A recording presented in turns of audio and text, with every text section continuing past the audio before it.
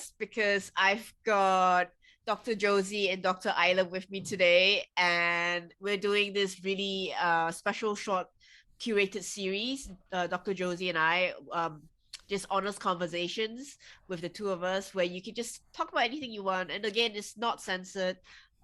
Stuff that maybe the mainstream uh communities that we're part of don't really talk about because they're it's not common. And I think what bonds us together is usually like, well, we really like the woo-woo stuff. Yeah, and I mean it's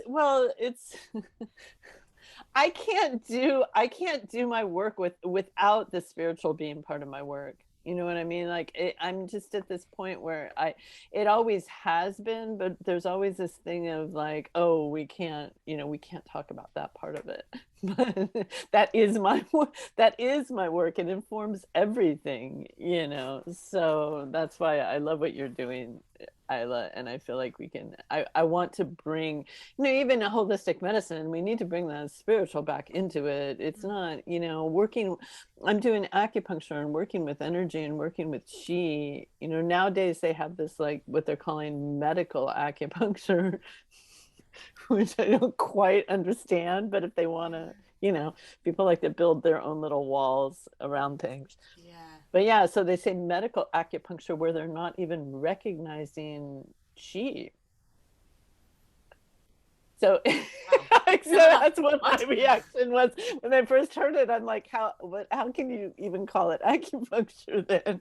But anyways, yeah. So I think that healing is, we all have souls and spirits, and that's part of why we're in this physical realm right now, in order to help that soul and spirit evolve and grow. Yeah, absolutely. Yeah. So, and just to say as well, I really I know Amrys was like, oh, I'm just so blessed to, like, I'm also blessed, Amrys, to have you and to know you and to be invited, and likewise Josie, very blessed and proud, right, of everything that you're doing as well. It's so important, and there's more and more, there's more and more professionals now really bringing this forward, but it's still in such the minority that it's needed. We just need to be talking about it because it's the truth. The for me, like, the woo woo is like, but it's true. Like, the woo woo is true. So we have to be. Yeah, it's like, I don't even. Yeah, it's I talked to Rita yesterday, and we were talking about, like, terrain theory, and it was like, oh, yes. Terrain isn't a theory. It's how things are. It's just how it is. So yeah. So I think we need to have, in order to open things up. I'm finally at a place in my life, in my own centeredness and groundedness, where I'm willing to open up to it, regardless of just to push it into. But then again, when I was early on in my career, I worked with people who holistic veterinarians who were very spiritual. Will Winner was one of my mentors, and he worked with Tismal Crow, and he sent me out to Sundance. I was supposed to do an externship at his clinic for 2 weeks during my senior year of vet school, and Sundance was happening out on Pine Ridge. And he's like, I asked him, I'm like, my sister's out at Sundance, can I please go? He's like, you're going, go, that's what you need to do. So I did have that incredible support for me. And there's also, like Mark Haberkos, I don't know if you've ever met him. He's another one who, he lived with the Hopi for years, actually. And so these were like my, the veterinarians. Now they're also kind of they brought the coyote medicine into AVMA, the American Holistic Veterinary Medical Association. These two guys were like the coyotes that were always pushing the buttons and kind of. Yes, well, it's needed. It is needed. It's kind of it's like the crazy yogi coming in and, like, shaking things up a little bit to get people out of their their little ruts. The mind. Yeah. Bringing in the kachinas, right? The little kachinas. Yes. Exactly. Yeah. Yeah, Never, yeah, yeah. yeah. So, And it's true. It's the same. I'm at that place.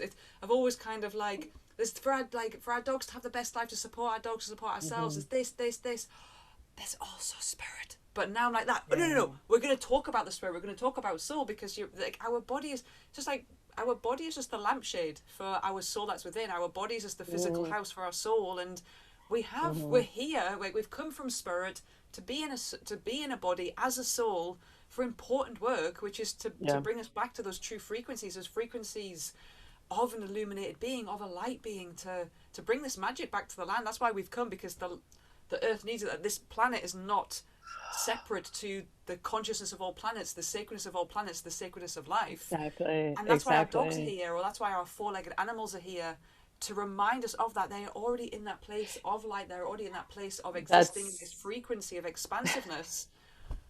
And there's heal, some to help us people's remember. like these little dogs and cats, these domesticated animals, they're like the people, I feel like they're the last link for so many people, you know, and they're sitting there showing them this, but they're carrying, that's a big job. It's a big job to take on. And that's why they You need know? our then support They need for support. them, because it's a huge, and it's not almost, it's like what I say, it's not a sacrifice is too strong a word, but they're always considering us. It's like, and still, even in their hour of need, they will put us first, because they're like, and you still need it more to get, because they're already in that place of the heart of the soul of like, hey, this is me. And you know, I did a soul session actually just the other day, and it was in so from a professional, physical, practical perspective, the dog was very much like, I don't want to go for walks. I don't want to leave my yard. I don't want to do this. I'm scared of this. I'm scared.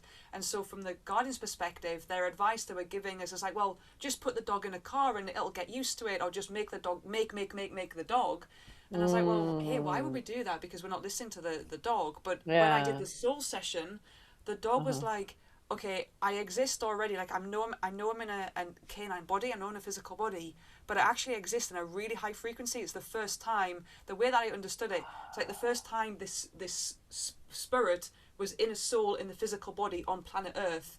And it was like, and they guys, were your freaking planet's out. noisy. They were like, you are noisy. Even when you, and so she You was know, like, and she just wanted to, she's like, I haven't got a problem. Maybe that's I've been trying to figure out, because we're having this whole thing here with all these dogs with this super high anxiety, and they're calling them like the COVID puppy thing. Yes, but maybe the lockdown pups.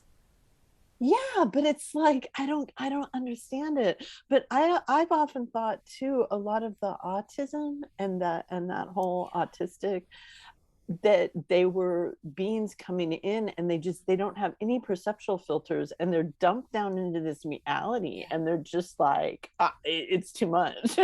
You know, I agree. Like overwhelmed. And that's why I love it from the perspective of, again, like I will say, look, as a behaviorist, someone can say to me, okay, well, why is my dog peeing in the house? Why is my dog? And of course, as a professional, I can give my professional opinion, but I'm still just guessing. It's a very educated guess based on knowledge. But I'm like, but when I can connect to the soul, then there's another whole level. We get the kind of a deeper truth. And that's what I'm experiencing. Like, dogs that have got deep anxieties, dogs that are, wow, you're making me do all these things, when I'm connecting, and like that dog, which was so mind-blowing, because when we sit in that space of the soul, it's the wider consciousness, it's the intelligence of the soul. And it's like, the reason, like, because they don't even operate from that place of why, which I love. They're just like, we don't even operate from a place of why. Stop asking us, like, stop narrowing it down. Yeah, just exactly. Be in the space. And the dog really was like, I've been on other planets, but I've always existed in a higher frequency, and now I'm on planet Earth, and it's weird, guy. It's really loud and it's freaking me out. So let me be in this space. And so the guardian was like, but is that okay? And I'm like, your dog is just, because I do this channeling, I'm like, you've got it from the horse's mouth. You've got it from the dog's mouth. The dog has shared with you.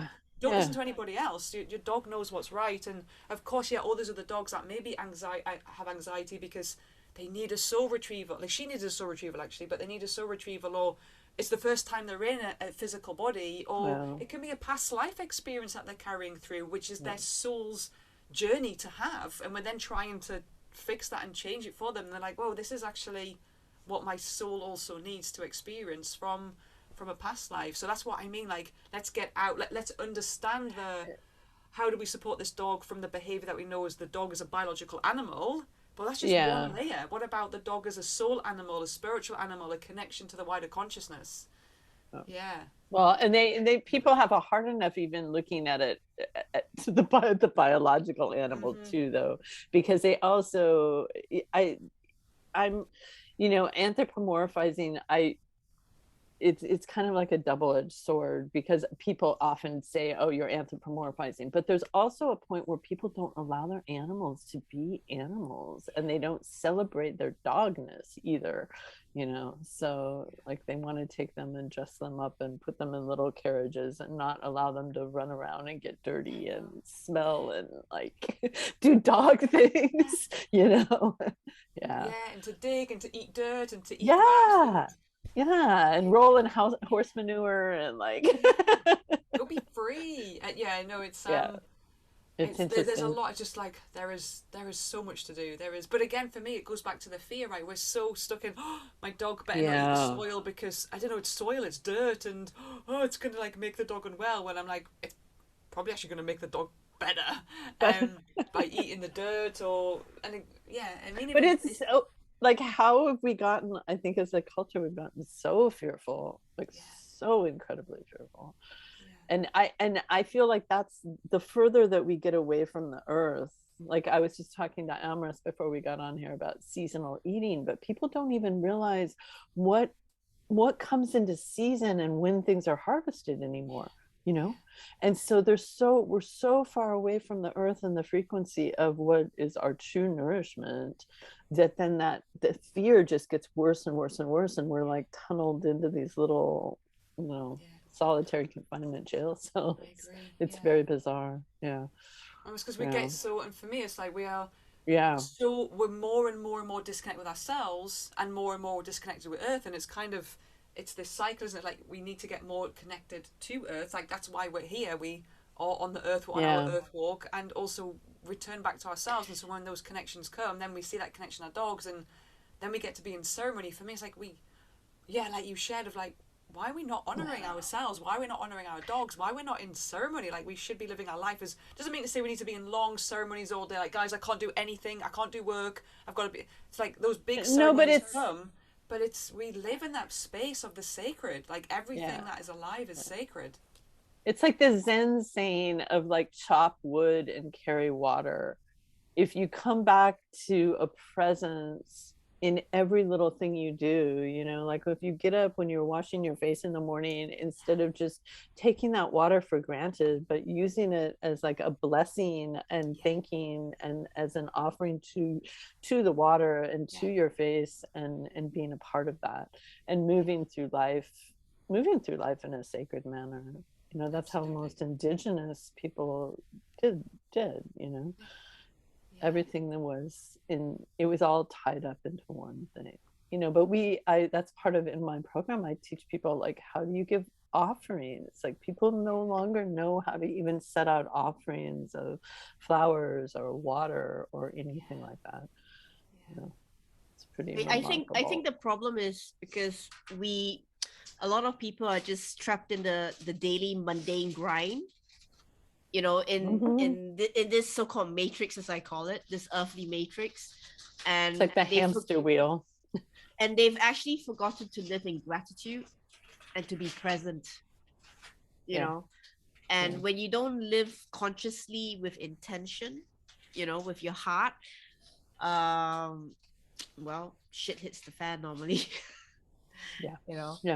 It does. And I think that's the problem, especially with COVID. The last 2 years, especially, I think it brought up a lot of negativity, a lot of things, because before COVID, everyone was working their 9-to-5 job. They come home, they have this routine, and they see the dog a few times, and like morning, then they come back, and nothing in between. But with COVID, suddenly, people had to stay at home. There was, suddenly they don't know what to do with their time, and it's like, suddenly they see the dog all the time, and they're like, why is my dog behaving this way? They don't understand. They don't understand because they were never conscious of what they were doing, because they thought like quickly walk the dog, get the dog to pee, Yeah. get back home, put on your work clothes, go to work, come back, take the dog out to pee again, come back, eat dinner, watch the telly, go to bed. Yeah. Right? Yeah. Yeah. So and they had to stop and slow down. They were like forced to, and then they're seeing the stuff that they don't even realize. And some people, and during this this forced quarantine, it's like some people started to maybe like try to look deeper, but there are those who are not comfortable looking deeper. So what do? They act out. Of course, yeah. And I think that's an oxymoron, right? Like there, the beauty of COVID, because everything that is created has a consciousness, right? So it's like, wow, it's almost like COVID came as a beautiful teaching of the human race of you need to look at yourselves, and not in a place of judgment but I'm coming is this massive vibration of, are you going to respond from fear, or are you going to respond from growth and change and exploration? And most people went, oh, I'm going to respond from fear. So again, that's the reflection, how I saw it, and it is just from how I saw it, of everyone that is going into fear. So it's, again, COVID was this beautiful message of, yes, that's what we need to look at, and then look at the fear and how we heal from it, which again is a lifelong journey, which is why we're here. But when we're stuck in the fear, then we get stuck into the reaction, rather than going, oh, this is something really big. How do I evolve with this? How do I kind of step into that fear? How do I step into the message, the medicine that COVID has brought to change how I am, like Amrys said, of going back into present, going back into heart, going back into soul, going back into trust, going back into connection with self and connection with nature, to know, but I don't even need to know. That's the reality. I don't even need to know, because I know. Exactly.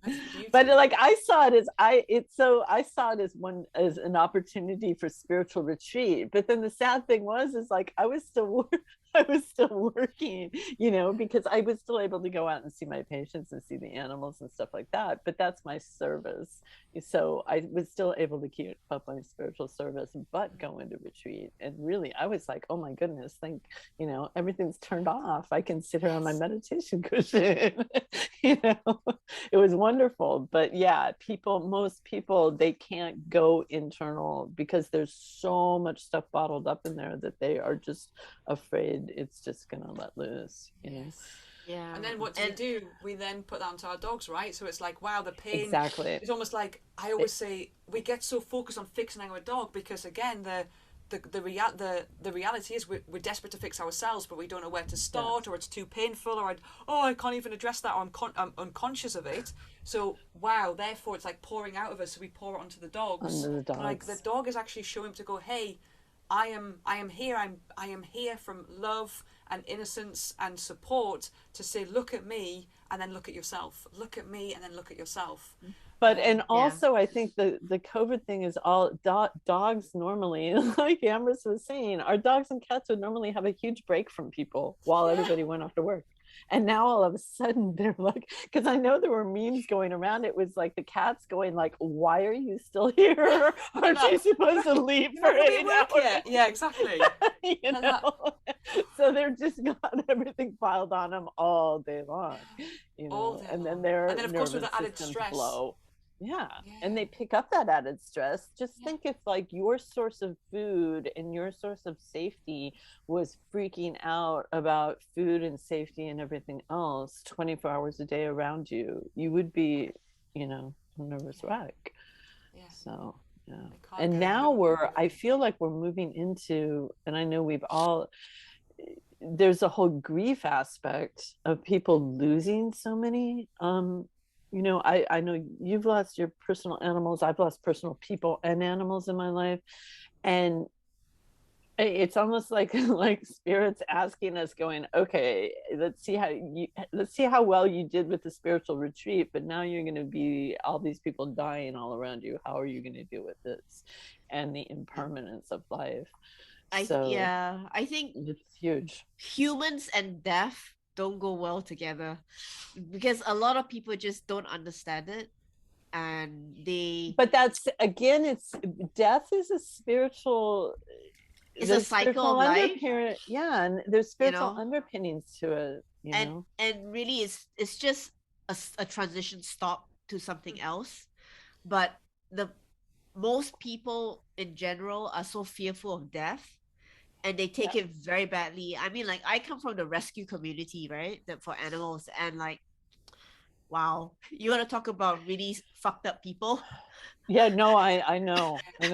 That's why Very I'm not part of it anymore. extreme behavior.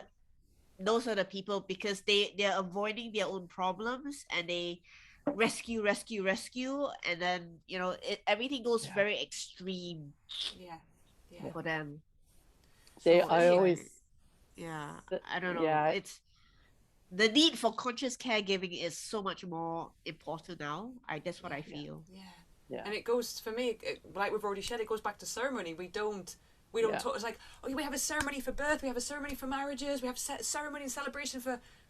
When did we lose having a ceremony for transitioning? When did we lose having a ceremony for death? Because it's a process. It's not like the physical body ends, and of course when we are remaining, when a loved one is no longer physically with us, then that's a big initiation, because it's like, wow, I'm now feeling that loss. So how do I go into a sacred ceremony with this to prepare myself, to prepare my body, to prepare my heart, to prepare my soul, to connect with spirit, to help the soul now go back to spirit? How do I do all these things? But of course for a lot of people, they're so scared of their own death that the conversation of death you can't even approach, because like, oh no, because we've lost again the connection, so we've lost the ceremony.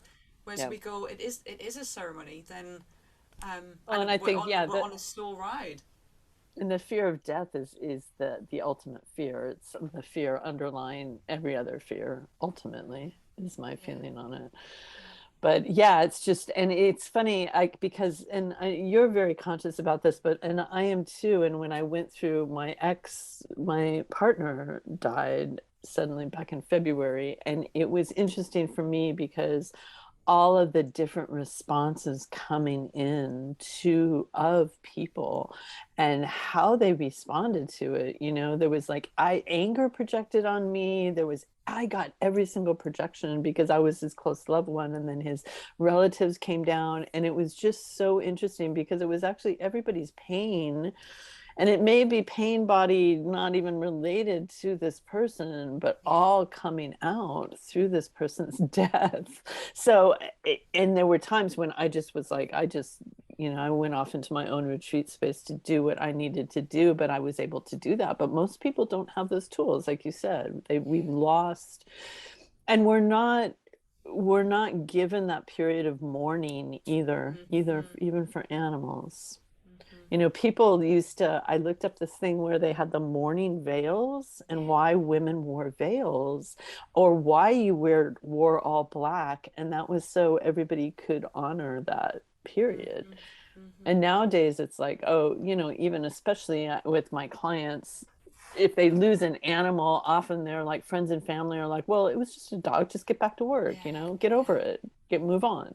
And even with people too, there's that same sense of just, you're just supposed to get over it and move on, when I really think we need a period, Yes.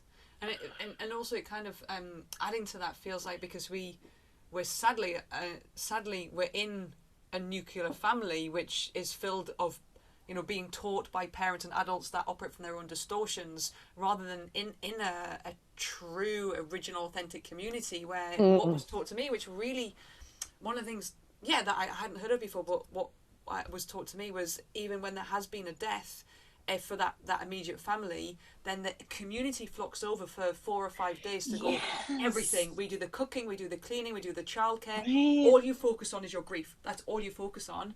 But we don't have that.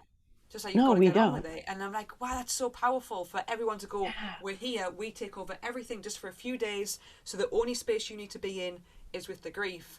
And when it's not human related, but when Tunkasila passed, it was my absolute soul dog in March. I was in that space. It was a day and a half of deep ceremony, and then 2 days of just woomph. And it was so powerful that I came out of that going, it was almost, I was waiting for it, and I'm like, I'm gonna be a mess. Like, she's my soul dog, and it didn't come, because I'm like, I've prepared. I've been in ceremony. I've prepared, and for me, it was so. I even surprised myself that I'm like, this is what I want people to experience, because I even thought, guys, I'm going to be fine, because I'm actually accepting of death. I'm accepting of my own death, but I knew I expected to be a mess, and I just wasn't, because I'm like, and you weren't, right? I've been in that space. It's so powerful. But sometimes it is so powerful. When my father died, it was like that, because I sat with him the night before he died, and I had been at the time very I've been practicing Tibetan Buddhism for a long time, but they literally have they have the teachings, the Bardo teachings and the Po teachings, that describe actually energetically what happens at the time of death and when the consciousness leaves, this whole entire thing. And I had it from those teachings 3 times from my Lama. My father allowed me to experience that through him when he died. So it was one of the most beautiful things I've ever experienced. Even till now, I cry up about it, but because it was so, to me, and even today, to be with an animal, it's like the veils between the worlds open up, and that spiritual energy, you're in contact with it. Even I saw some of your messages from Tukashla, but there's that sense of oneness, and there's that sense of being in contact with the spiritual that you will, I think we yearn to go back to. For me, it's like going back home. But and then afterwards, you're so at peace, because also I feel like when you can be in that space, you're still in contact with that being, even after they've died, And I have been with my partner now. It's been really amazing. He died in February, but I immediately, I went into ceremony, I set up a shrine for him, everything else. And he has come to me so many times. He has brought me so many gifts, after his passing. So, and that's what makes it so you don't have to go into that whole collapsing depression, I can't crawl out of bed type of, where it's just like the whole world is crumbling down around you. But instead you're like, wow, I'm just almost buoyed up by it. Yes. And I agree. It's almost like again, we're taught, aren't we? But it's the conditioning of taught you're going to be miserable. You should be miserable. You should be saying about how hard it is for you. And but when we actually go, but there's also another way, which is the spiritual way. And so it's the same with me. Like with my grandfathers, if I'm doing a cycle pump, my grandfathers come and support me. Yeah, right. Even with like Tunkasila, it's the way that I describe it. It's a new relationship. So all it is, you're still together, you're still connected, just in a new relationship, in new ways. Like you're learning a new dance, you're learning the new footsteps, the new movements. It's a new dance, but we're always connected. And you almost feel closer. Like I feel I feel like I have a better relationship with my father now than I ever had when he was alive. But it's so heartfelt, and he's there to call upon.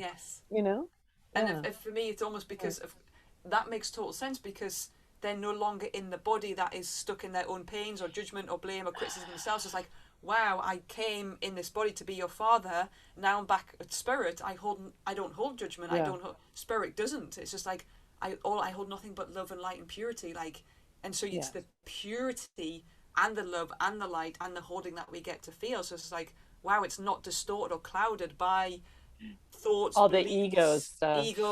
It's just like, and here I am. So I absolutely know what you're saying there. Just like it's that higher frequency, isn't it? It's it is really really beautiful when a person is able to step into that fear and to explore it, because like Amrys said, that just for a lot of people with death, it's the word itself just creates a fear of fears of fears of fears. So what would you suggest for, say, someone who is say maybe a skeptic, or say religious, but a bit apprehensive about this, but they're willing to try to go into ceremony to prepare for say someone is going to pass soon, be it like their dog or something. What sort of basic ceremony do you think you can advise for them to sort of create? What do you think, Isla? Thank you. I was going to say who's going to go first. So, Yeah, go ahead. you know, it's such a beautiful question, and so again, there's different layers. So one thing, for example, like I could offer, and I'm sure Josie could offer as well, is you can connect to the soul of the animal. So, for example, let's say it's a dog rather than a human or a cat. We'll just kind of pick on a dog, but you can connect to the soul and of the animal that is non-verbal in that sense, and the soul will share. Like, it's almost like saying to our parents, like, you know, you're getting on a bit, like, let's talk about your funeral care. What song would you like? What casket? Like, we'll do that things for a human family. Well, we can do the same for any soul. So we can actually, and it's such a deep honoring. It's like it's a final gift we can offer an animal that we've loved so much, to then be like, share with me what. And sometimes it's really simple. Sometimes the animal will be like that. Wow, do you know what? I've just been surrounded by so much love. Then just light a candle and play this song. Sometimes it's really specific, so we can go down that route. Or again, for me, the biggest, like, one of the big things for me is the ceremony. Prepare yourself, prepare your space, prepare your dog, prepare yourself, prepare your space, prepare it's an initiation, because it's initiation. That's why loss feels, for so many people, it feels so painful, because it's initiation, but we're not taught that it is an initiation. So it's like it's like, not that you're going to, I don't know, you're preparing for an exam, or you're preparing to do a performance. It's a preparation. So prepare your space, prepare your animal, prepare yourself. And there's that anticipatory energy, which is almost, and I have people tell me this so much, it's almost like as you're coming up and you know this is going to happen, you know the animal or person is going to die, but you're so wrapped up, there's just this like worry and fear and everything around it. But if they do things to prepare, I think it gets the mind kind of, it gives the person something to do. But then when it actually happens, there's such a freedom, and they're almost like, people will say, they're like, oh my goodness, you know, it's like such a, you know, it's like a letdown. It's like coming into like preparing for your final exams, and you're like worked up, and then it finally happens and you're like, thank you, you know. But yeah, so I love the initiation type of thing surrounding it, but people don't know what initiations even are anymore, you know. Yeah, exactly. That's we don't know what they are. Yeah, we're not taught about them anymore. Even in with even a simple thing that you can do is, even if you're like, I'm not really sure what I'm doing, if you hold it from a place of initiation and love, intention and love, of I'm honoring the soul, that the soul that was in this physical body, the soul that this physical body is, the physical body was. I'm sitting in a quiet space, and even if I can't see anything, sense it, even if it just feels weird, I'm imagining or seeing this soul go back to spirit, and I'm honoring that in a sacred space, which can be just in quiet, lighting a candle, because it's a lodge pod it's the intention behind it, and that honoring, and even that, for a lot of people that have given me feedback of, wow, just actually honoring it feels, even though I didn't know what I was doing, or I didn't really feel anything or receive anything, just actually being in that space to go, but I'm sitting thinking of you, and as I think of you, I'm seeing your soul go back to spirit, you're back to your original home, as I call it. Wow, there's almost like they get a sense of release and peace from that. And I know, and being present, being able to just slow down and just stop and just sit with it is huge. And I think for me, again, almost the teaching with the loss, when there is a death, is the teaching of, yes, and behind that physical body is a sacred being. So honor it in a sacred way. Honor it as this divine, as if it's the most priceless, old, ancient, wise sage because that's what it is. That's what we all are. So wow, we honor it in a sacred way. And so that's why for me it can be like, some animals, even humans, have like, you know, wrap me up in this favorite color, or this pattern, or like if I get an animal symbol, or just in herbs, there's a really nice sacred thing that we can do. Or again, just be guided by, if it's an animal, through love has such a deep intention. Through love, I didn't receive, but it feels right to sprinkle some lavender over my dog. It feels right to light a blue candle rather than a white candle. There are, again, using your imagination, but from a place of love and the heart, and that will guide you. So again, you're not going to get anything wrong. again, it's a teaching itself. Like, oh, I'm so scared I'm going to get it That's, wrong. It's the soul is transitioning back to spirit. So be in that space of honoring, and through love and intention. That's powerful. That's powerful stuff. Yeah, and do it out of love. Yeah. That's some of what as you were saying that, I feel like that's some of what I do, especially when I'm doing acupuncture and going and being like one-on-one or in that triangle with the animal and the person and me, is working them to that place, but we're sitting and being present for that animal and being present in a loving way with that animal, so it can help so much. I mean, I remember I have actually held vigil with a couple people. I had this amazing Maine Coon cat named Bowie, but I sat. I was going to see him, and he had heart disease. He was going into like congestive heart failure.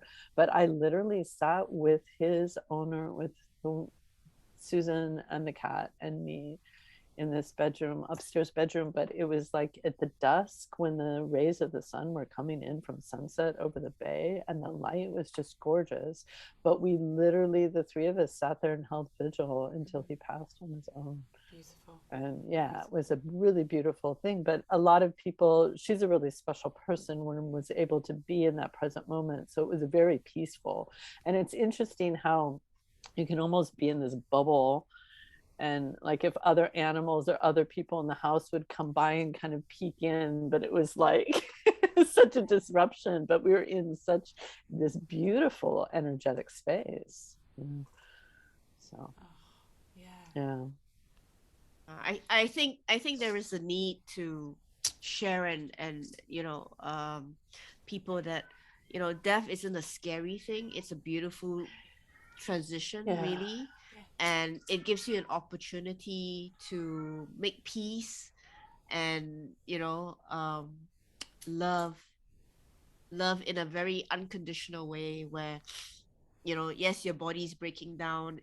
I see you, I love you, I feel you, but it's okay. It's okay. You don't stay on just for me, because I feel that sometimes the animal lingers on more for the humans than the humans realize it, because the humans are not ready to let go, and then the animal is just holding on because they just feel that they can't leave just yet.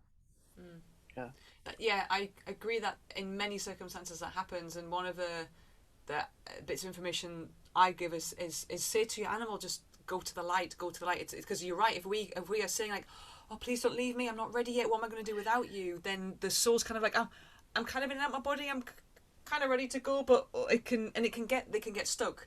Is the reality. They can get stuck. And even something really was so beautiful when my grandfather was passing. And I knew, like, I've had this with both my grandfathers, where I'm just like, I know my granddad was gonna die that night, or I had a sense he was gonna pass that night. And I just said to my family, I'm like, I'm just gonna sit. He was in and out of consciousness, and I'm like, I'm gonna sit with him and read. I'm just gonna read to him. And at one point, this really, I mean, this was years ago now, but it really, again, was another opening of spirit, because he just shot up out of bed and he went, right. He went, that's it. I haven't got long to go now. I've seen my grandma and granddad. And I'm like, what? And he's like, my grandma and granddad are waiting for me, so there's not long to go. And then and I was like, there was no fear. There was no fear in his. He was just at total peace and total acceptance. And so as clear as day, like that, my grandma and granddad are waiting for me. So I'm basically going to die soon. They're going to shoot. And that's the beauty of when the soul passes. We do have, whether it's our spirit team, our soul family, blood ancestors, an animal, there's someone that is there to go, we're gonna show you, we're gonna bring you back to your original home. And so it gets to be of course it gets to be sad and painful, because we are still here on the earth, and that's why it's initiation. So step into that, go into ceremony, like prepare yourself and purge until you're like, whoa, I feel like I've been it's like when you're in a massive rainstorm and then all of a sudden the sun comes out and everything dries up and the birds sing and you're like, whoa, I needed that. Like, whoa. And that's why. But you need to allow, it's important to allow the emotions to come through and allow yourself to fall apart and cry if you need to cry. And also in your body, again, people forget of like, oh, I'm crying. Like, how does your body feel? what? Yeah. We're not conscious then. We can be conscious of our feelings, but then, oh, well, yeah, this elbow. Oh, okay, well, let's journey with the elbow. Is it like grief can store anywhere in the body? So it gets to be, like, I know when Charlie, so much more so when Charlie died. So Charlie died in December, and I was like, do you know what? I'm okay. But what I didn't realize, it was only a couple of days later, I was like, wow, it's hit my physical body. That's how her grief hit me. And I was like, again, I go into a ceremony with that. Let me speak to my body. Let me feel. And I was, remember, I was working around my body. I was just speaking to it. I was loving it. And like, wow, thank you for sharing with me that this grief is like cemented. It's like, it can, silt. And just, it just was in my physical body. Yeah. And that took a couple of days to actually realize myself. So there's all these little, again, our body's not separate to us, so, and our body is also it's like a roadmap, right? It's always speaking to us, guiding us, trying to get our attention. No, definitely. And we often forget about the physical body that way, because I know through my life, if I've done a lot of healing on like the emotional level or the spiritual level or even mental in therapy, if I forget about the physical, I've got to go back and like catch the physical up or unpack. I mean, there's like for some reason, I think everybody has a certain part of their body too that will act up, but like I packed so much down into my right hip. I'm still unpacking it, but it's like a chipmunk. It's almost like stuff, oh, I don't have time to deal with that right now, so let me just store it away in here, or yes, and it goes into our body. Yeah, so agree. And actually I had, so something happened a few weeks ago that really, again, in my teachings, they were referred to as like a poisoned arrow, like someone, and again, unintentionally so, right? Because most people aren't aware of how energy works, even in thoughts or words, but this boom, and it really hit me. And then again, I started to notice, like, every day, like, I went to, on a night time, I went to bed, put on the bedside lamp. I know where my bed is, but I cracked my foot off the bed. This massive bruise, like, appeared. Oh, wow. And I was like, I'm going to pay attention to that. And the next day I was like, whoa, what is going on? Like, I've now got this, like, painful foot, but what's going on my left shoulder? And then it was my right shoulder. And I was like, hang on a minute. This is where these psychic attacks, these poisoned arrows are sitting. So again, I went into this space and I was able to see, like, my body like an X-ray, right? And I was like, and it was all these poisoned arrows. So I was pulling them out, and instantly, like, the bruising went down. This shoulder got better. This shoulder got better. So there's, again, the more vibrational frequency and psychic type of thing. And one thing that I've learned years ago to always ask if I had like a physical failure or something was to first ask, is this even mine? Or is this coming from somebody else, like either a poison arrow, or I'm just picking up empathically something else, you know? And then oftentimes if it's coming from somebody else and you say, is it mine? You can tell right away. And that can be enough to just automatically clear it. Yeah. But yeah, it's fascinating. Yes, of course. Because of course, when you're working with a client, and certainly if I'm doing a soul session and you're like, wow, actually I'm picking up like the dog has got a spine issue or like pain in the mouth. And so then you're like, okay, but this is also, I'm feeling it. But then when I'm back to self, like, that can also be removed from me because it's not mine to carry. Yeah. And that's why I love the beauty of, again, this soul work, right? Because we carry, it's like, wow, we carry a lot of emotional burdens that aren't even ours. They're from our parents or our grandparents or our ancestors. But we're not taught these things anymore. So it's just like, oh, well. That's why I feel like there's all that stuff, and because we aren't taught those things and we haven't processed it, it's like we're in this log jam collectively, where it's a lot of congestion. Yeah. So what would you suggest for people like to have a healthy energy routine? Josie, you want to go first? Do I want to go first? Oh boy, I've gone through so many different evolutions of that, and I'm actually now I realized yesterday, I was like, oh, I've got to get back to doing this again or that again. But honestly, I go back to meditation, and meditation, I think people will automatically be like, oh, I can't do meditation. My mind is too busy. That's the point. But honestly, it's just taking, even if it's 5-10 minutes a day, to just sit in quiet stillness, no music, no imagining you're going off to fairyland, but just sit in a quiet space and breathe, watch your breath for 5 to 10 minutes. And that can do amazing things just for your mind. It really can. When I was back in my 20s and I first started meditating, I think I got this insight book and like an old cassette tape or something.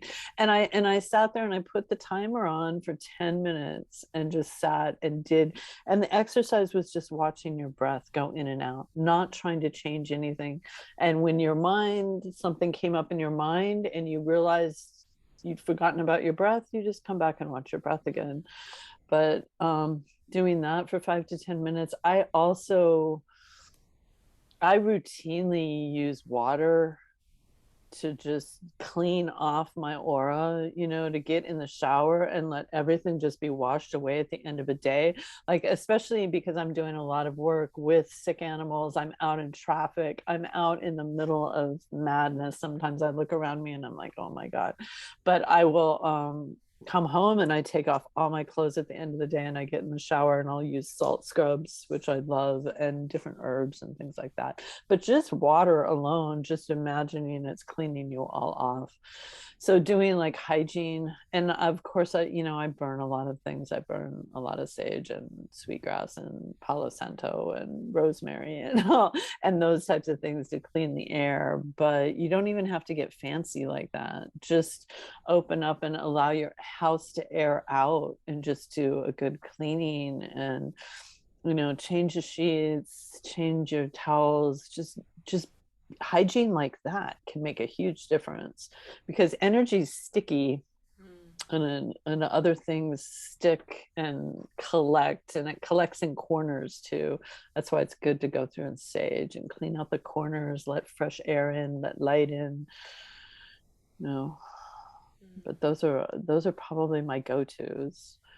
And then you can get more complicated. You can go into shielding and different things like that as well, putting yourself in a bubble, or just and boundary setting, where you call in your energies and push away whatever those you've been dealing with during the day. Like if you have a hard phone call with somebody, instead of letting it circle around and around in your mind, just and that's how meditation allows you to become more mindful and aware when that's happening. So you can be like, wow, I've circled around in that phone call with that person like 20 times now and wasted all this time.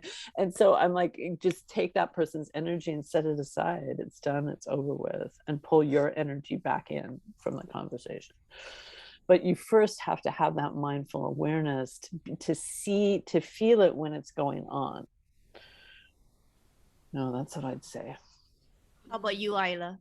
Yeah, thank you for sharing that, Josie. So, there is, again, so wow, someone that's completely new to this is, I'm going to say practice.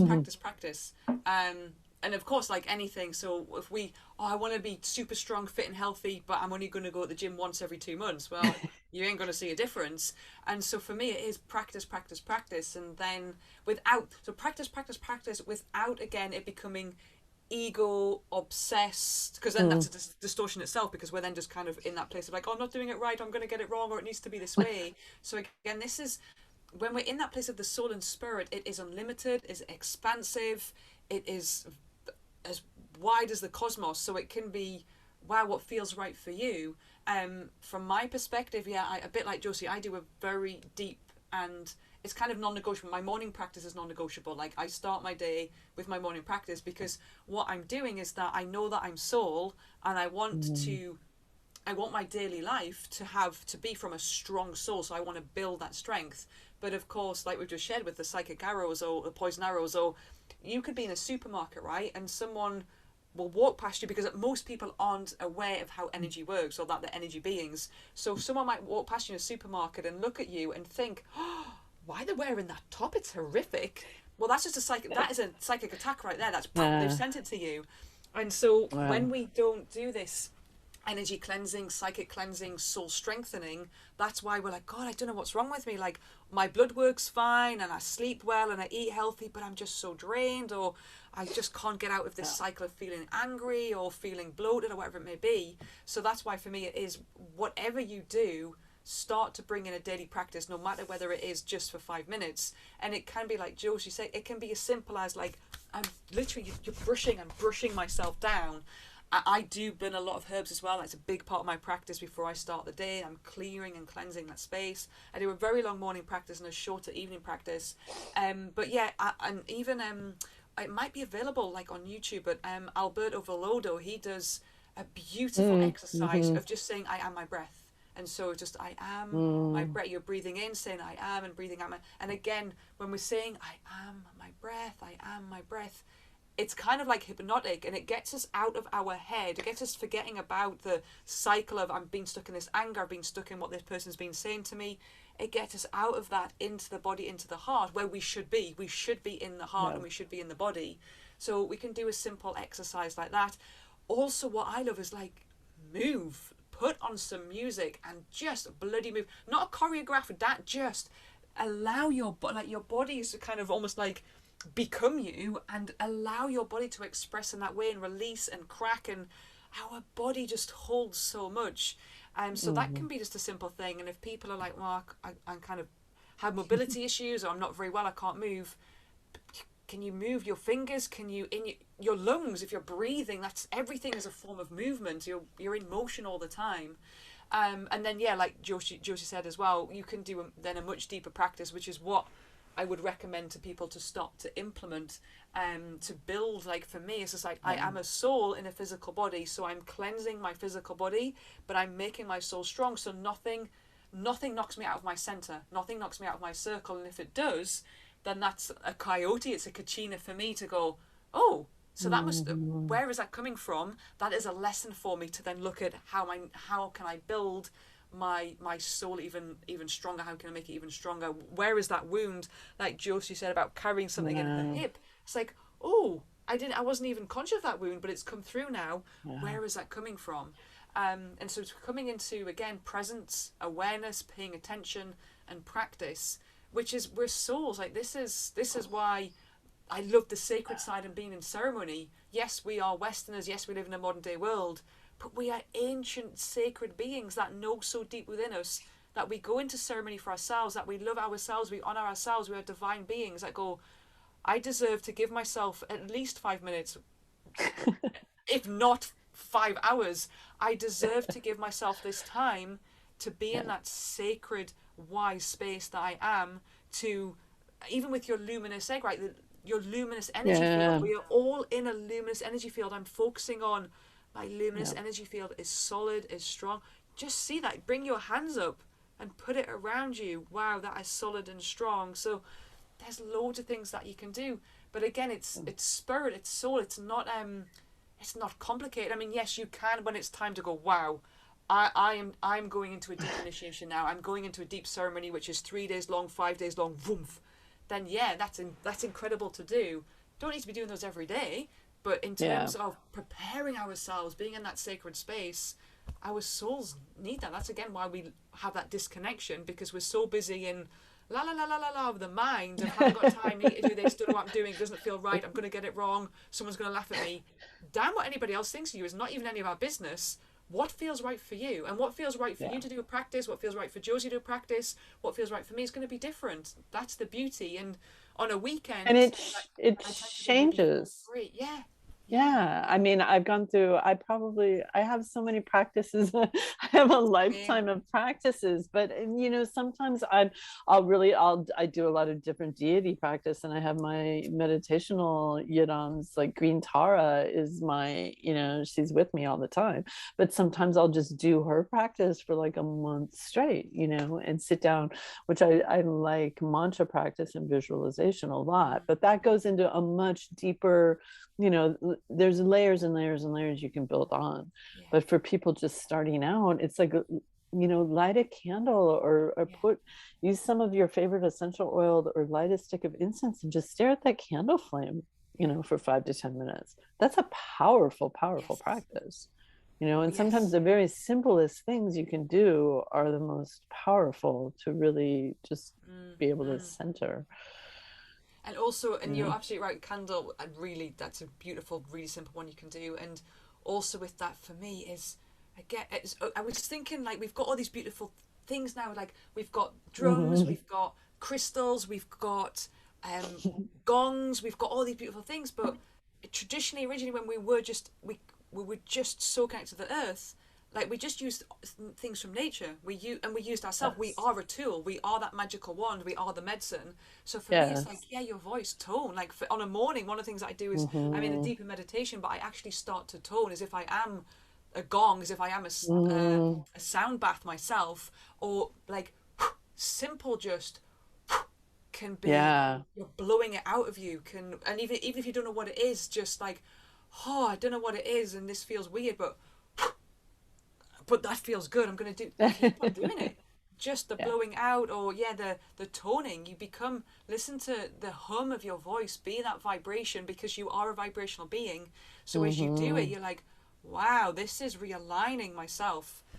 Doing that in front of a lit candle is simple, free, doesn't cost anything, and is powerful. You're using yourself, which is what we are. We are that too. We are that, as I say, the magical wand. We are the medicine.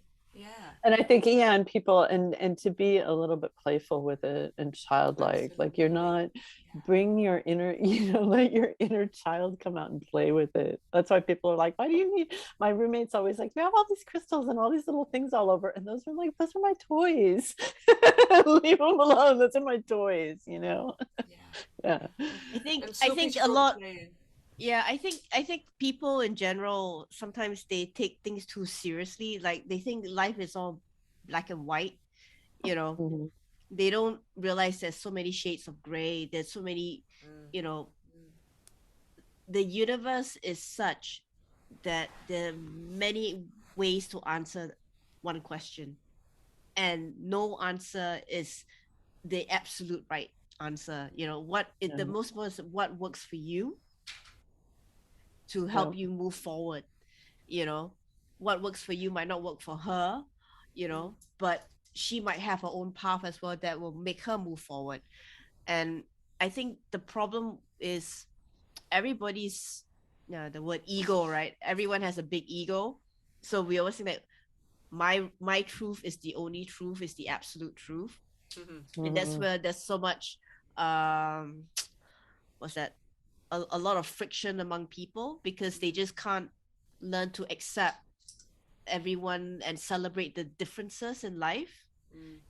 That there's no one path to the same, to the final journey. I mean, that's the way I look at it. We all have a different path to take. And well, it was said that's why there's 108 beads on a Buddhist mala, is because a Buddha gave like 108 different teachings and more than that, even, because it was almost every person has their own path and their own way up the mountain. Yeah, I mean, that's what I love, because like Isla's, to me, she is my one of my spiritual mentors. Josie, you're one of my spiritual mentors as well. But both of you come from very different, I mean, like, different schools of thought. Like, Isla, you're a practicing shaman, and Josie, how should I describe you? Deaf doula, Buddhist warrior. I don't know. I don't know what my description is. Indian Hopi. I've defied that. Yeah. So the thing is, even though we all have, like different toolkits, spiritual toolkits, in our toolbox, but we are all still going towards that same spiritual journey, that path of growth. And the more I'm learning from all of you is that there's no one right answer. There's no, and there's no one right answer. Yeah. I mean, it can change for me on a weekly basis, on a daily basis sometimes, And that's the, like, for me, that's the adventure and hilarity of spirit, because spirit is all about oneness.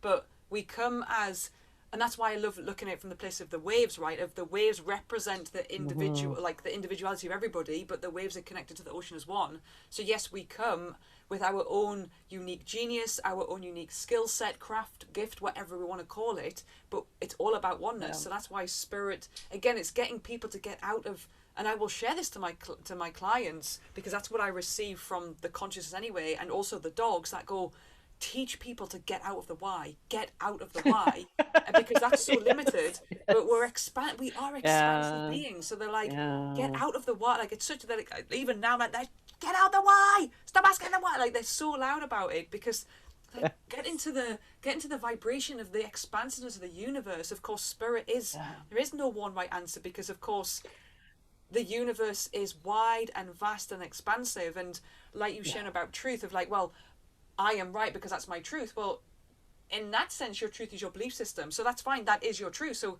someone might come to me, like someone said something a few weeks ago, and I'm like, you know, I see that's your truth because you believe it. So I absolutely see that's your truth. But then there's the truth, or the truth, which for me is it the highest truth. It's your truth because that's what you believe, that's what you've been told, that's what you study, or whatever it may be. And that's why for me, even as a professional, I'll go, I don't know.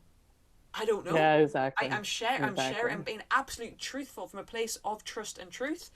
I'm sharing with you what I'm receiving. I'm sharing with you what I have collected as with my knowledge and expertise. But you know what? I know nothing. Because that's like, because I don't. That's the reality. Because if I'm telling you I know all these things, it's my ego. That's my ego talking. Oh, heck, I'm a professional. I need approval. I need acceptance. I need to feel. I need to know what I'm talking about. That's my ego talking. But I'm like, do you know what? I'm here right now to let you know I know nothing. This is what I can share, from a place of education and guessing from receiving by connecting with spirit, by connecting into the unseen. But I still don't know. I'm just sharing. So then we go to that place of the higher truth. What is the higher truth? What is it is it the truth from ego that keeps us stuck? I can't believe what they believe because it's very different to great. I believe, like, that's great that you believe that, and let's have a discussion, because we're in that place of oneness of what does it feel like for you? That's really interesting. That's so interesting. I've never even thought of that before. That experience for you, that's so interesting, because this is how that experience is for me. So we're part of the tapestry of life. We're part of that little patchwork quilt. That is just the oneness of life with those individual experiences that then makes us whole. It makes the earth whole.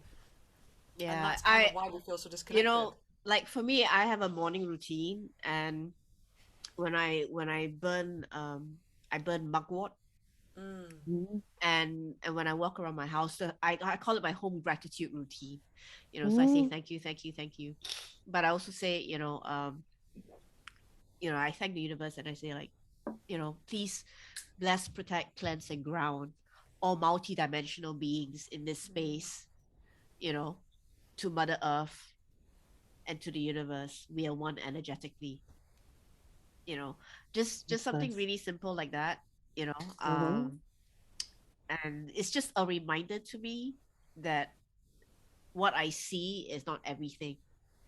What I see in my eyes is just one filter, one level. There's there's so many other layers and energy around us that I'm so dense at the moment I can't tell. Yeah. I mean, the thought that you could sit down, you could pick, you could if you wanted to pick, or you could sit and stare at a single leaf on a tree or a single blade of grass, and both of those things hold so much wisdom and knowledge and intelligence that they will share with you. They can share this because they're so old. All the things that you've seen on planet Earth, and that's what I mean. That's why I'm like that. I don't know anything. I don't, because and even in this, even more, the more and more and more that I go into spirit, the more and more and more that I connect with the soul, the more and more and more I realize of, like, I actually know nothing, because the possibilities, the opportunities, like the connection of life, not just on this planet, of the cosmos, is so huge that it's impossible to, and that's the whole point of living that spiritual place anyway, because it's impossible to know. But that's why we go to that place of, like, I don't know, therefore I know. I don't know, therefore I know. Because it's not a knowing of I'm guessing or giving an answer. It's just like, do you know what? I don't know, and therefore I fall into that place of knowing in whichever way I'm supposed to know at this time. And then that's when things come in too. That's when like things happen. Because we get out of the way of ourselves. Because I say, yeah. Because the biggest problems I'll have is people coming to me where it's like they want me to give them the answer that they already have set in their head. Yes. And you know, I've had that happen to me recently, or a few people, and I said, you called me up and you asked me a question, so I can give you what you know, this is what I'm getting, but that might not be what you want to hear. But you know, but they'll be so I always pictured it's like they're so attached and grasping so hard onto something, you know, and that's the not being able to get out of the way from Absolutely agree. And I've had that with again, it goes back to get out of the why, get out of the why, get out of the head. And because again, sorry, go on. No, it creates so much suffering because you know, like you can see the suffering that it's creating for them not being able to let go with whatever they're fixated on. You know? Yes, it's that need again, isn't it? To again, it comes from the distortion of working on the human. Like, what pains do you carry? How do we heal those? Of the expectation again of I've come to you, and it can even be from a soul session, right? I've come to you with just connect to the soul of my animal, but they actually have maybe they're conscious or unconscious of it, like an expectation, and then but like I wanted this or I expected this, and I'm like, I'm pushing you to be in your soul, and your soul is open. Your soul is again, I don't know, therefore I know. It just everything is everything as it is, and it's hard because again we're conditioned from such an early age. Get an answer. This is right. This is wrong. This is good. This is bad. This is black. This is white. Judge this. Don't judge that. Like, don't. You can't trust people that wear red coats. So I mean, these are how belief systems work. I can't like that person. Why? Because I was taught at a young age you can't trust people that wear red coats. I mean, that's how simple it can be, but it's how dangerous it is. Access the soul and get out of the ego. But again, honor the ego. There's a lot of talk about, you know, like the ego is there. It was created. We need as the a ego wall of defense. So, but let's kind of make peace with it. Let's say like, like I recognize you show up here. Let's have a different relationship, a different dance to it. Yeah, I think that's the hard with the getting the. For me, it's with the guardian. With a human, and that's why I love that's why I also love it, because I love getting people to explore their soul and connect back to spirit and the lands, is to let's not focus on a particular outcome, let's not have any expectation, let's get out of the why, just like lean back and fall into it knowing that you're going to get caught, and that's for me what I love, is because again that they get so opening for themselves, for the animal, for their connection, and then for the collective, and that's why we're here. We're as individuals. We're here to go.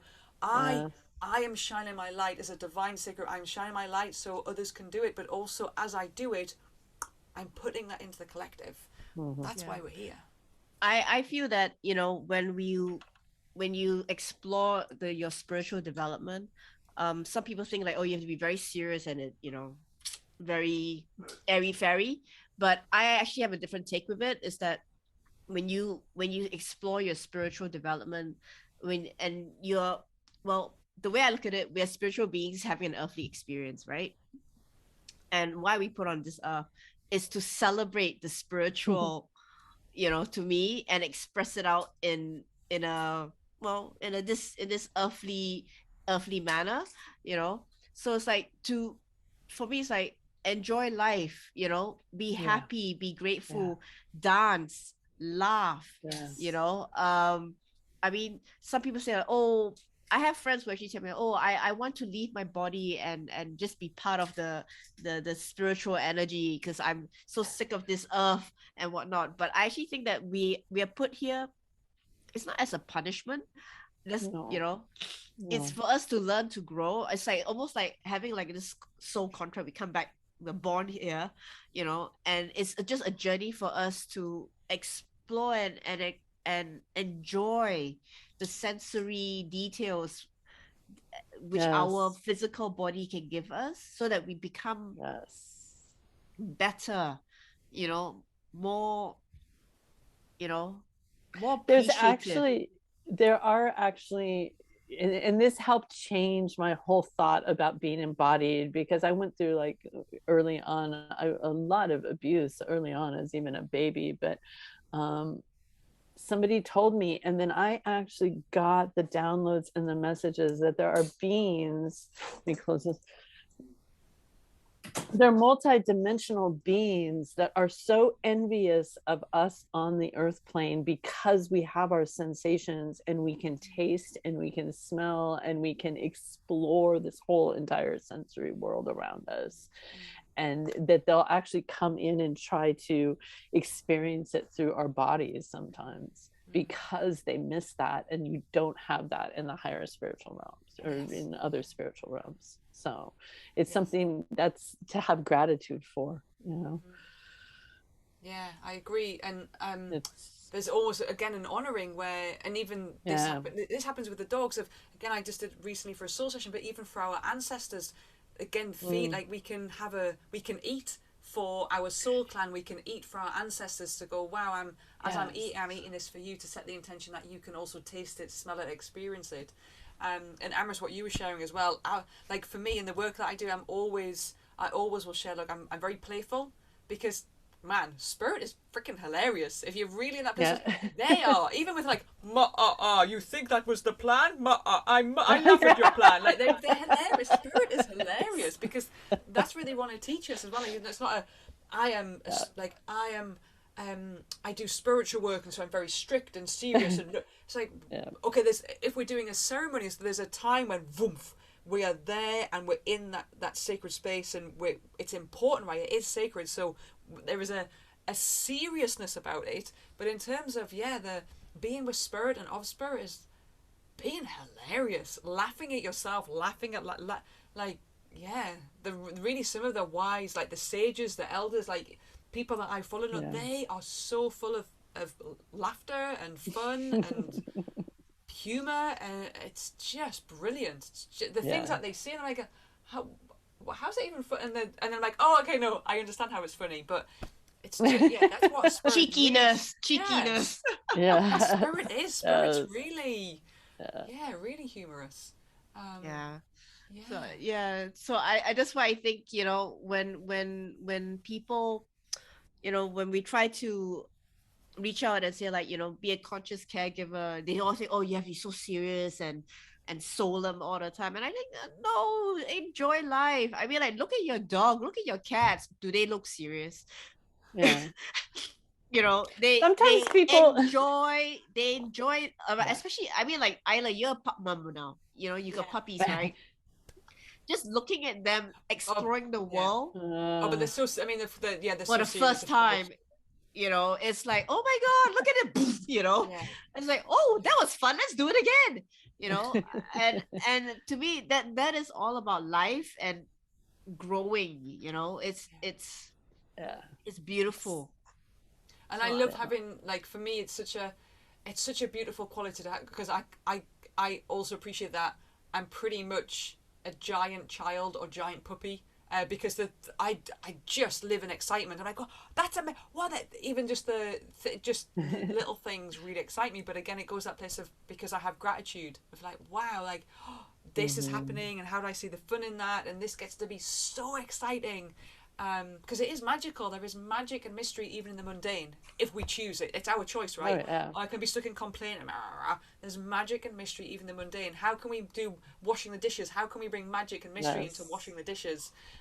It's like, even that's why I love Mary Poppins, when she's like, in every task there is an element of fun, and then snap, the job's a game. And I'm like, life is a game. It's fun. It's magical. But it's our choice. We get to choose. Do we? And there are things in my life that have been really challenging, really turbulent. So those things are always going to come. But again, when we're in that place of spirit and soul, and our soul is strong, again, it's like, but I trust. Again, it's initiation. This is happening. These beautiful words, just a slight change in word, rather than, why is this happening to me? Why is this happening for me? Just that one change in word is like, oh yeah, this is happening for me. Even at a level that I don't understand, because I know nothing, but therefore I know, because I don't know. I believe that, all the shitty stuff that happens, all the crap, you know, that we go through in life, when I look back on it now, for me personally, it's like, if I didn't go through all that shit, I wouldn't be the person that I am now. And I wouldn't be so appreciative of the stuff I have now. You know, if I didn't feel all that crap, all that loss, all that anger. I mean, like, I still have crap, I still have shit, I still have anger. You know, I'm a work in progress, as I tell people, and that's okay. You know, I still slip, I still feel emotions, you know, but being conscious of it is the difference now compared to before. It's like when I, yes, that's the mindfulness, because then the emotions can come through. I still get angry, I still flip people off on the interstate. Oh yeah, I'm still a bitch. But I'm still a bitch, okay? Yeah, I'm still a bitchy, you know, annoying little shit that I am still. But then you can let it go. You don't have to hang on to it. It can flow through you, you know. So, you know, so I realized that when I'm reacting to something and I catch myself like, oh, I lost my temper there. Why? Just go within, right? Because it's a reflection. That's exactly what it is. When you've got that charge, hang on, something outside of me. So again, it's this. For me, it's the circle, right? Wow, hang on, something outside of me has knocked me out of my circle. Well, it's created a charge in me. So what is that charge about? Where it's going? So it's again going on that journey, because it's that. It's almost like the experience, the event, what the person did, said, that is irrelevant. It's actually how that has made you feel as a teaching around, oh, I'm still carrying a wound there that I wasn't conscious of, and now it's like, ta-da, here I am. I know, and I've got so many of them coming out every now and then, I tell you. But that's why, again, people love the romance of healing, right?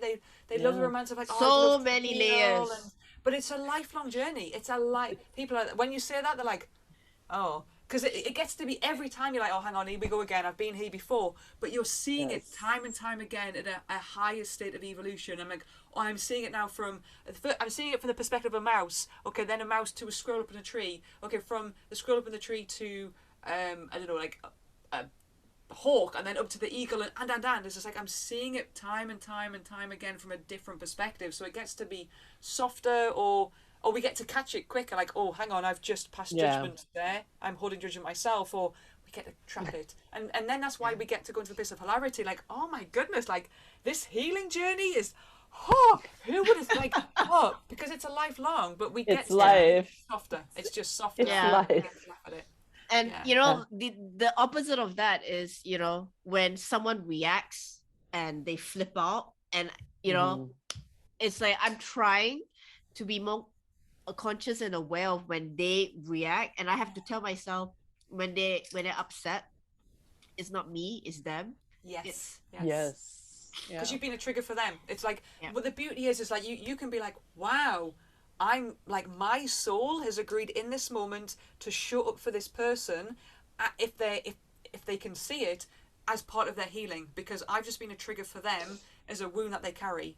But if they can't see it, then that's their choice, that's their responsibility. But the beauty is, if then by them getting angry, if then we kind of have that emotional charge, then they are also, as a soul, showing up at that moment for our own healing. And so the beauty is, we can go, hang on, is there some truth in this? Is there truth in this person having the right to be angry or pointing the finger, what we're going to call it? No, like, I genuinely feel I haven't done anything wrong, and if I have, well, it's certainly not intentional, but no, it feels that this has nothing to do with me, it's all to do with them. I'm just a trigger for them that they can't see, so therefore they're projecting. And then we can go, okay, now I have a choice. I can go, I see that's your truth, I'm going to end this conversation. I see this is your truth, let's talk about it. I see this is your truth, I will talk about it with you, but not now. I see this is your truth, but I am taking responsibility for myself of not having others speak to me like that. I'm walking away. So that's the beauty. It's, again, it's all lessons for us to go, has this made me feel really small and really, or has it made me go, no, I'm still in my circle, I'm still in my center of my circle. That doesn't thwart me.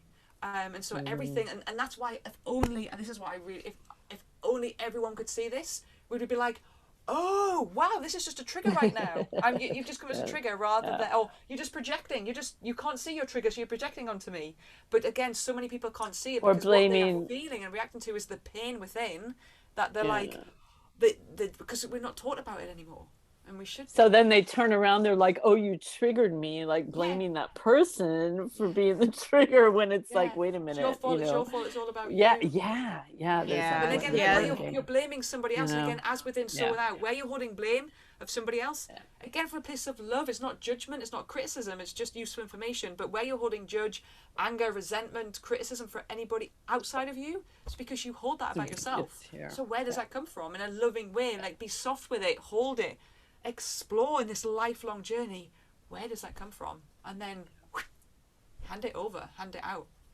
yeah. I have this line that I learned, and it's always saying, I try to remind myself every day. It's like, hurt people, hurt people. yeah. You know, I It's keep true. telling that to myself. So, one of the things that I try to work through every day is like, which is not easy, is like forgiveness. Not just other people, but myself. Yes, yes. There's like, so much like blocks, or shadow work, or whatever you want to call it, energetically, or your chakras, whatever, that you have to clear, and the wounds, the poison arrows, you just have to like look at it, and then like try to like let go and forgive, release, which is Forgiveness is so so hard. Yeah, but it's so hard. It's hard as well. It's hard. Yeah. Because again, we're not taught about it, right? Blame that person, never forgive that person. They did. We love the story. They did what? What did they? You can never forgive that. That's story. what I mean. We're taught that you cannot forgive that. Oh wow, it's forgiveness is actually a really big part of a healing. And like you said, a forgiveness of the other. Like it's like with me when I was in an abusive relationship. It's like now I understand. Like there was a time when I'm like blame, story, blah, blah, blah, blah, blah, blah, blah. But I'm like, wow, do you know? Now because my existence is different, it's like that person holds so much pain about themselves that they literally cannot. They haven't got any more room to hold it within. Poof! So I put it to somebody else. Do I want to be with that? Do I want to see that person ever again? No. Do I forgive them? Yeah, because they're a soul. Their journey that they've been on, their physical body, energy body, emotional body, is in so much pain and so much hurt. And they had it as an adult. They have a choice. They have a responsibility, a choice of, do you do this to another human being or do you not? That's your choice. So you chose whatever your path was. But yeah, I forgive that. I forgive that. And I actually send you love because you need it. You need it the most because you're in so much pain. You literally cannot keep it within you. That's why we're in the state that we're in with so many friendships, relationships, work, the world.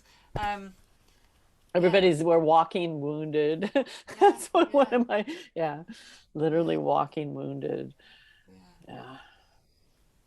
I've found, as I'm trying to be a better human being, that even the people I mix with, because I'm changing, the way I look at things is changing, where I'm more conscious of what triggers me, or what I don't want to be around, the negative, so the old people that I used to hang out with, I realized that they don't serve my purpose anymore. To put it in a very simple way. It's not that I would say they're bad people or anything. It's not personal. It's just that you find you don't path. It's a different level of evolution. It's just like, and again, this is not like superior. It's again just a truth of, we're all. I mean, there's people that I follow that they're way more evolved than what I am. So we're just all evolving. So some people are, even like with some of my family and friends, like we're just on these different levels of evolution. And then that's when we start to realize, as we access more and more and more of our soul, as we access more and more of spirit, as we start to, allow things to fall away from us that don't serve us, that we're like, wow, this is not mine, it's my grandmother's, this is not mine, it's my teacher's, this is a belief system that can go, then it actually becomes a lonely existence, but in a way that is filled with so much power and peace and magic, because we then go, wow, I hold myself as sacred and divine, that I'm actually being conscious of choosing where I place my energies, where I place myself. And that's why we become kind of more comfortable in our own skin. So we become more comfortable in being alone, because we become very aware, and we honor ourselves. We honor ourselves of going, wow, I'll do the same. If some people invite me to places, and it's almost like I take myself there and go, wow, we're going to be around people that are going to be gossiping. They're going to be talking like, they're going to be, I'm going to have nothing to say because I'm operating at a different level. So every conversation that I'm having, either they're just going to think I'm weird or I'm just going to have to not say anything. And so I'm just like, why would I want to be there? So it kind of becomes, we actually feel less alone, but yeah, we become more isolated, but not from a place of not wanting to interact because we're a social being, just we are aware and conscious of, I will choose wisely where I put myself, and I will choose wisely where I'm placing myself, where I am honoured as I honour everybody else, and I value the sacred being that I am as I value the sacred being that everybody else is. No, exactly. Many people, I have very few, I mean, so many people have dropped off. Actually, a lot of people dropped off even before COVID. So that's why when the whole lockdown happened, I was like, oh, wow, okay. I have an excuse to not have to, because I do the same thing. I put myself in the position, like if somebody invites me to go somewhere and I'm like, why do I want it to be there? You know? Yeah. So there's other things I can do. Stay home, and there's so many other things. I sort of think of it as we are constantly upgrading our operating system. Yes, that's what I call it. Our software. And it's like, well, as we upgrade ourselves, well, the old stuff there'll be some incompatibility as well. You know. There you go. And it's almost it came in. That's so funny. It came in and then went. I can't remember what I was going to say. No, it's gone.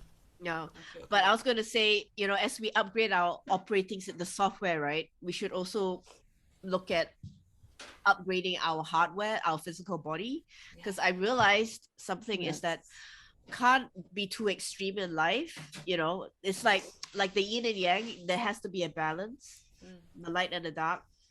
And so, just as I'm focusing and I love my spiritual development, I have to take care of my body. And if there's one thing which I love about COVID, that's taught me, is that I have to take care of my body, because I was starting to get COVID handles and looking like the Michelin Man and just feeling very blubbery and was so unfit. So it's like I started to realize that if I want to become the best version of myself spiritually, I also want to be the best version of myself physically, mentally, like all aspects of my life. Not just one, because I say we are spiritual beings having an earthly experience on this earth.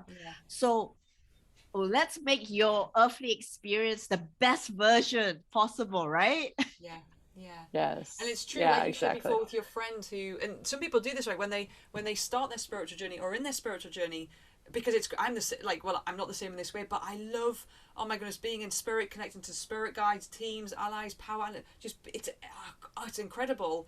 But again, sometimes that can be infectious or obsessive, like, being in this physical world, this earthly plane is too much for me, I'm going to be more and more in spirit. But we've agreed to be here, to be in this physical body, so that's why almost bringing the soul, it's making our soul strong and existing in a spiritual and soul-led way, allowing our soul to guide us, allowing our soul to be our guide and our ally, our advisor, but from the place of the physical body, because we've agreed to be in the physical body, so we shouldn't be spending more time, I'm spending all my days kind of being out my body, that's good to experience. And then also, I remember what I was going to say of the beauty is when we speak our truth, things then fall away that were attached to us because we weren't living our truth. So as we speak out, and that's what I found. It was like, wow, I can't unsee what I've seen. I can't not talk about spirit and soul, because that is also what we are, and primarily what we are. We're not, even in holistic practices, right, we're still not talking about it, but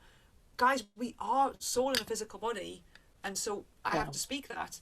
But it's almost like as we speak our truth, when we go past that, I know, but what will others think, or who will criticize, or it just feels really uncomfortable, even though it feels so right to say, just say it, speak your truth from a place of love, not judgment, not anger, not blame.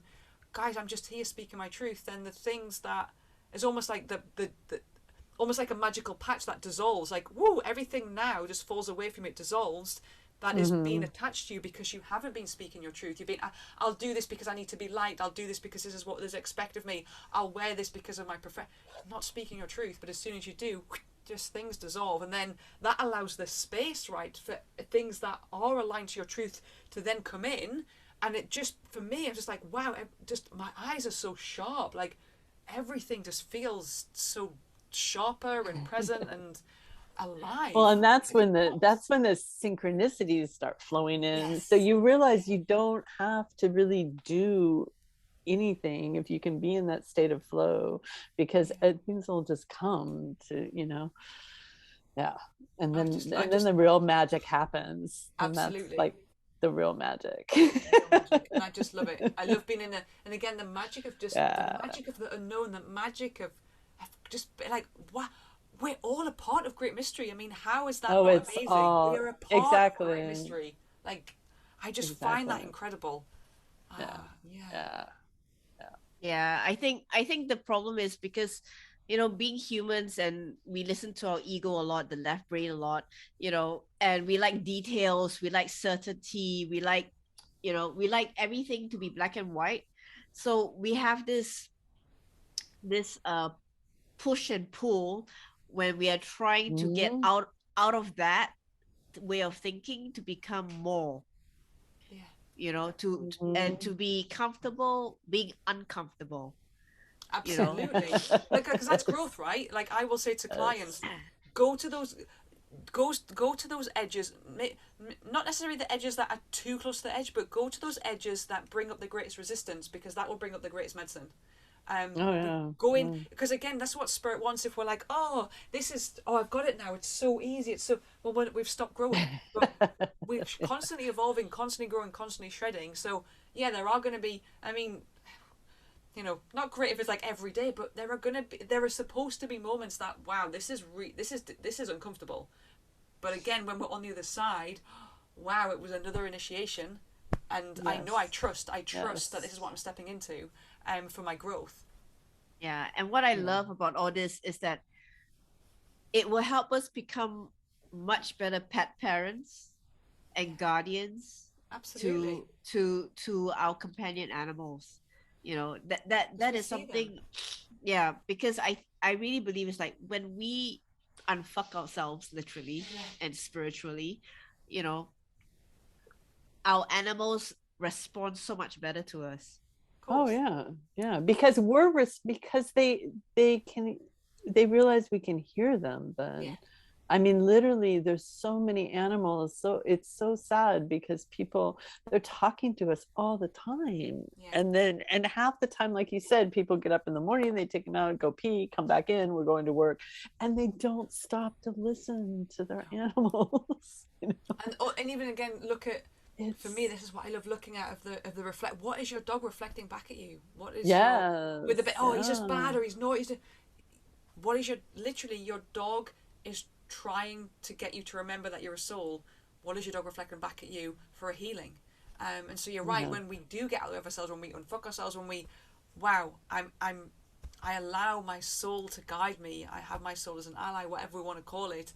Then our animals are like, oh, finally, there you are. There you are. Yeah. And then of course we see them, we hear them, as even sometimes on a level of like, I don't understand this. But I accept it, and on another level I do understand it.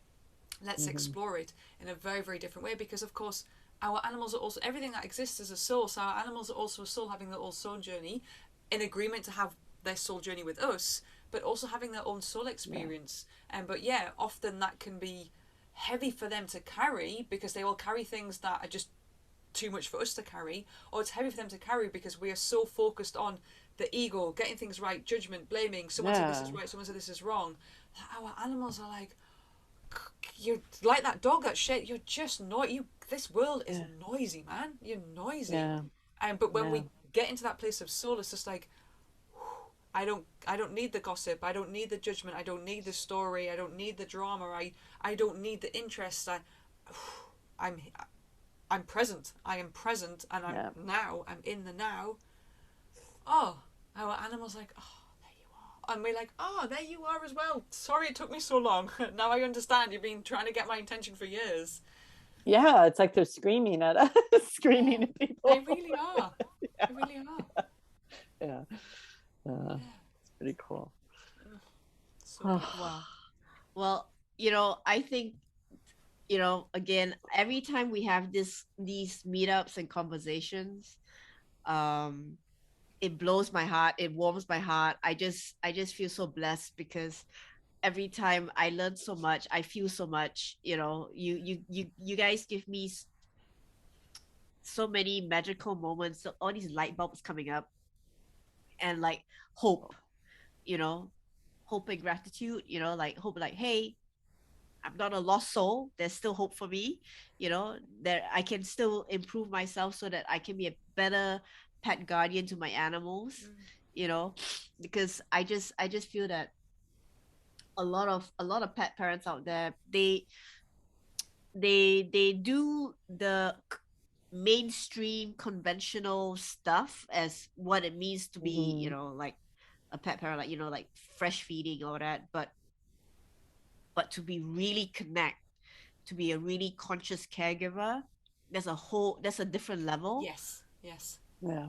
And it's interesting when sometimes I read the posts or the feeds. When I do read them, it's like, they get so sucked into their little vortex drama, and they don't see that it's affecting their animals as well. Oh yeah. I don't know. I just that's why I feel that what we are doing, what what we are creating here is so important, because more pet parents need to hear this. Yes. To give themselves permission to let go of the old thinking, to embrace the new, to become more one, really to be one with nature, one with the universe. Just one. One with and spirit. It's absolutely. And it's the again, the teaching around disconnection, teaching around everything is separate. Your dog is separate to you, you're separate to your husband, you're separate to your neighbour, you're separate to someone that lives 100,000 miles. Nothing is separate. We are all one. And so, of course, we don't have those teachings anymore. We don't have those teachings of you are sacred, you honor yourself, you are divine, you honor the soul of another, you just honor in this sacred space and in this ceremony. Even as I say, every day should be, there are deep ceremonies, but every day should be a ceremony. And so, but of course we feel, I mean, heck, it was, there's that beautiful book called Descartes' Error, where he was just like, oh no, the soul and the body are not connected, they're separate. Which is why he was able to, oh no, I want to look at the book. He kind of he was able to get bodies from the church to just explore how the body works, because he was like, no, the body and soul are separate. They're not. They're two separate things. And this is the whole story of separation. When it's like, no, everything is one. Where we have a pull, like even having a pull on ourselves of I am bad, I am there, it has an effect on everything. And that's what I want. It's almost like if I could give an elixir to any human, but particularly an animal guardian, an animal parent, to go here, take this to experience being soul-led, to experience being connected to spirit and the oneness and expansiveness of life and all that is. See that, wouldn't that be wonderful? And then see yourself, and then your relationship with your animal, because that's when it changes. Even if it is, my dog had, even if it is something physical, my dog has this condition, my dog has itchy skin, my dog has cancer, it's because we're then in a different understanding and perspective of that. There's also the element of and your animal is also a soul that agreed to have this soul experience. Even with like, oh my goodness, I'm more evolved now, I just feel so bad of all the animals that I've had in the past that I didn't do this or I didn't. But your animal also came as part of your evolution to get at that you time to get you to this place. Like that's how beautiful it is. Your animal soul agreed to be part of that journey for you.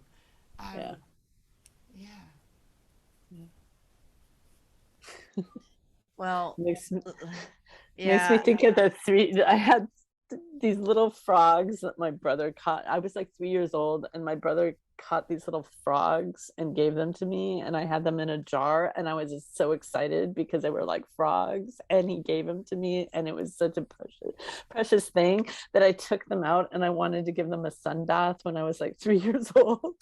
But of course they fried, they like dried up and fried in the sun. But it was like, and that has stuck with me like my whole life. But those frogs, and what my honoring I felt for myself and my love for those frogs also set me on a certain path, like way back when, so yeah, it feels like I it's a think story in itself. Three little frogs. It feels like there's there's almost like a medicine's teaching, a medicine story, right? Yeah. And it's funny, here we had torrential rains, and my whole backyard flooded. I live almost like pretty much on the edge of the Everglades, but we went out last night, and there was this incredible chorus of frogs. There must have been, like, I don't know, hundreds and thousands of frogs out in our backyard. It was so loud, you could almost, like, you had to come in because it was so loud. So yeah, the frogs are all coming back around now. So, and going into about again daily practice and sound, wouldn't that in itself could be such a beautiful, I sit in a place of stillness and quiet and present moment and listen to the call of the frogs. That in itself, it has an effect. Like, it's powerful. Yeah. And again, I mean, that's nature there itself speaking so directly to it. It opens you up. Yeah. And we forget. I think people feel like they have to go somewhere to be in nature, but there's earth underneath the floorboards of our house. Yes, You just step outside and put your feet on the ground and look at the tree that you walk by every single day. Yeah, people, and that's how simple it can be. Yeah. This is why I love reconnect. Bring something like the shells everywhere, but there's a particular shell. I'm just like, oh, I'm holding you to my heart. This holds millions of stories of wisdom, of things to share, and power and strength. So it can be, things from nature are always saying, like, there's some that like, don't pick me. So again, it's a place of using our discernment, right, to go, do you want to be picked? And I'm giving you gratitude and thanks and honoring, and often I'll leave some tobacco, or sometimes I'll leave I'll leave Tic Tacs. I'm like, I'll leave you with something sweet. That's a good idea, Tic Tac. Yeah, a piece of my hair sometimes I'll leave. Yeah, that's a good idea.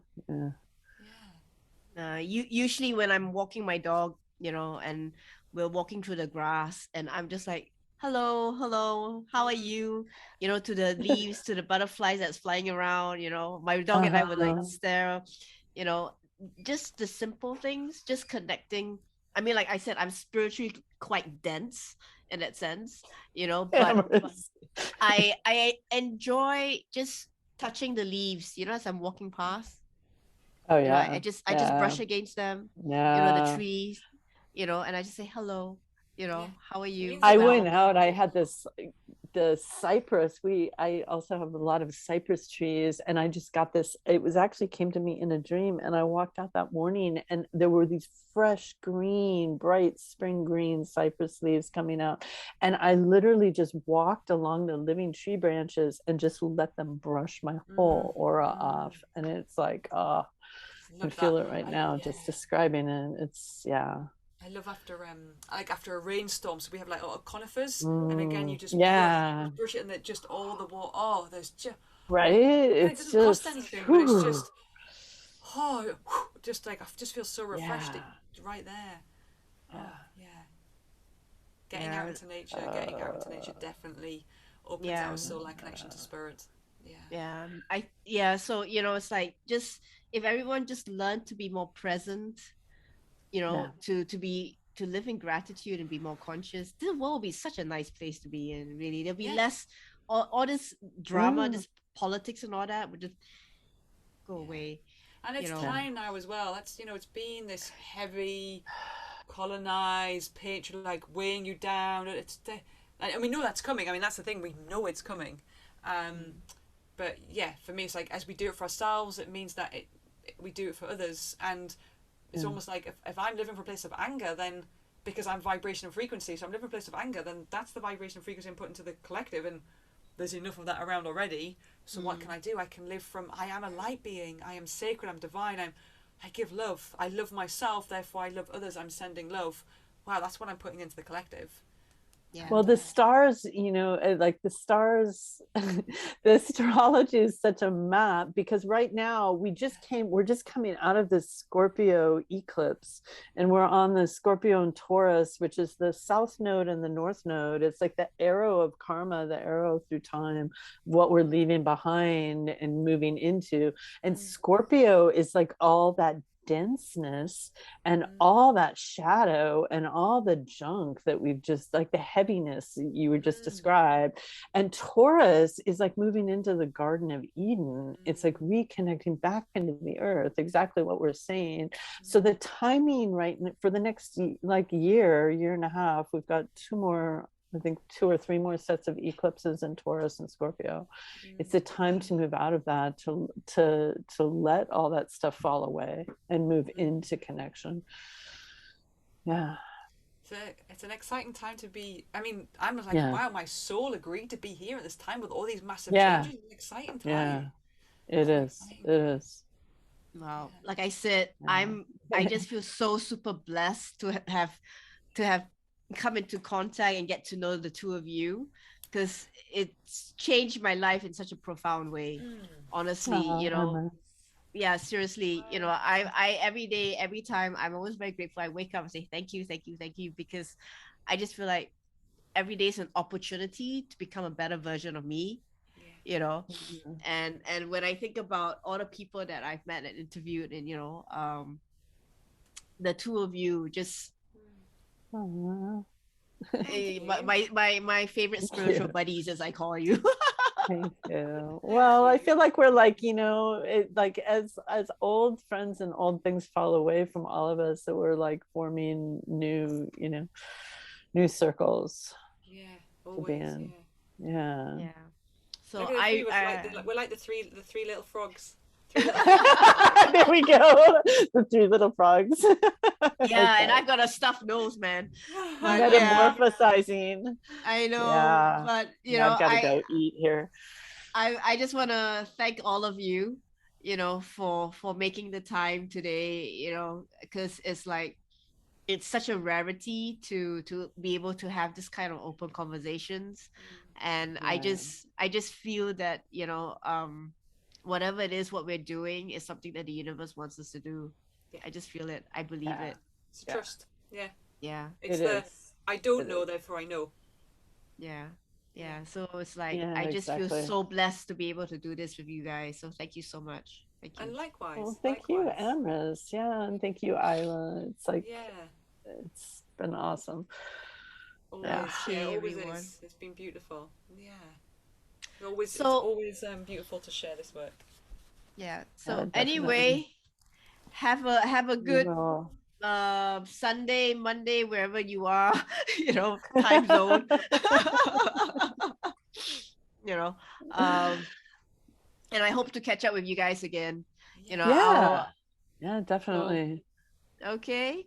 Take care. Thank you so much, Isla. It's been beautiful. Speak to you soon. Blessings and love. Good night. Yes. Bye. Bye. Wow, I'm so thankful and grateful that you took the time to listen to this podcast. It would mean the world to me if you could subscribe, download, rate, review, and share this with others whom you care about that may enjoy it as well. Thank you, and remember to be kind to yourself and others. Have a awesome day, everyone.